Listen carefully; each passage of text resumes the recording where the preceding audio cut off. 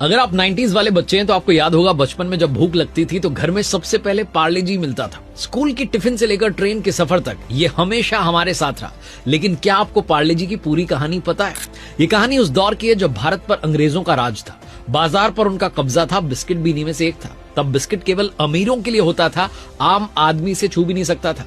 लेकिन भारत में एक व्यक्ति ऐसे थे जिन्होंने सिचुएशन को बदलने का फैसला किया। 1929 की बात है। सिल्क का बिजनेस करने वाले मोहनलाल दयाल साहब ने मुंबई के विले पार्ले इलाके में एक पुरानी बंद पड़ी फैक्ट्री को खरीदा और यहां पर उन्होंने कन्फेक्शनरी जो है आइटम्स तैयार करने का फैसला किया।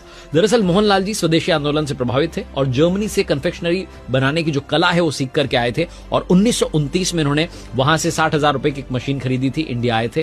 फैक्ट्री में इन्होंने 12 लोगों के साथ शुरुआत की और ये जो 12 लोग थे दरअसल ये सारे के सारे इनके परिवार के सदस्य थे जो इंजीनियर, मैनेजर और कन्फेक्शनरी मेकर बन गए। कंपनी का नाम भी इसलिए दिलचस्प है क्योंकि फैक्ट्री विले पार्ले में थी और इसीलिए इसका नाम पार्ले पड़ा। 1939 में इन्होंने बिस्किट बनाना शुरू किया। उस समय इंडिया में मिलने वाले बिस्किट बाहर से इंपोर्ट होते थे और इसीलिए महंगे होते थे। सिर्फ अमीर लोग ही खरीद करके खा सकते थे। बाजार पर विदेशी कंपनियों का कब्जा था। लेकिन पार्ले ने सिचुएशन को बदल दिया। उन्होंने अपने बिस्किट्स को आम जनता के लिए सस्ती कीमत पर लॉन्च किया। भारत का बिस्किट भारत में बना, भारत में तैयार हुआ, भारत की जनता के लिए बना हुआ बिस्किट लोगों की पसंद बन गया। सेकेंड वर्ल्ड वॉर के दौरान ब्रिटिश इंडियन आर्मी में भी पार्ले जी बिस्किट की भारी डिमांड थी।